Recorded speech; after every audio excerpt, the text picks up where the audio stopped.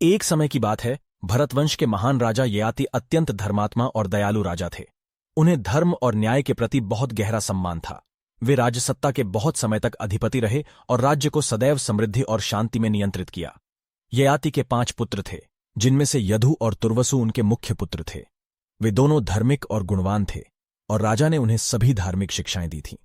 एक दिन राजा ययाति वन में विचरण करते हुए देव ऋषि मार्कंडेय से मिले।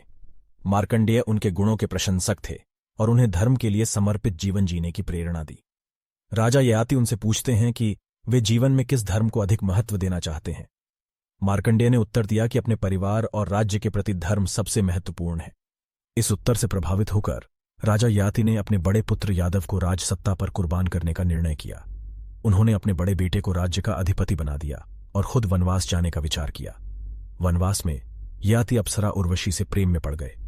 उर्वशी भगवान इंद्र की रंगीन और सुंदर अप्सरा थीं। ययाति उनके प्रेम में इतने खो गए कि उन्होंने उर्वशी को अपनी पत्नी बनाने का अनुरोध किया।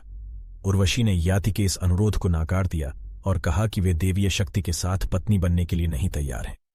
उन्होंने कहा कि ययाति को दिव्य योगियों के पास जाना चाहिए, जिनसे वे दिव्य रूप और शक्ति प्राप्त कर सकेंगे। ययाति ने उर्वशी की सलाह मानते हुए वन में तपस्या करना शुरू किया। वे वेद, उपनिषद और योग के ज्ञान में समर्थ हो गए और आध्यात्मिक शक्तियों में समृद्ध हो गए। ययाति की तपस्या ने ब्रह्मादेव को प्रसन्न किया। ब्रह्मा ने उन्हें आशीर्वाद दिया और कहा कि वे भी दैवीय शक्तियों से परिपूर्ण हो जाएंगे तथा अप्सरा उर्वशी के योग्य हो जाएंगे। इस तरह ययाति ने उर्वशी को अपनी पत्नी बनाया और उनके साथ सुखी जीवन जीना शुरू किया।